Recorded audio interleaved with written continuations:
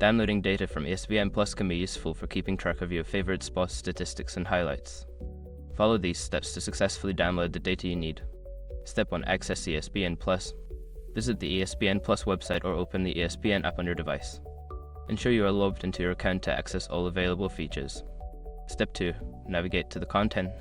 Browse through the available sports content, including games, highlights, and statistics. Use the search function if you are looking for specific teams or events.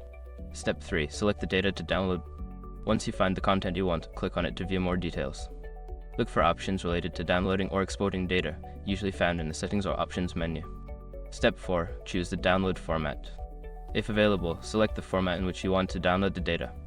Common formats may include CSV, PDF, or direct video downloads depending on the type of content. Step 5. Complete the download. Follow the prompts to complete the download process. Ensure you have enough storage space on your device and confirm the download when prompted. By following these steps, you can easily download data from ESPN Plus for your personal use. Enjoy keeping track of your favorite sports.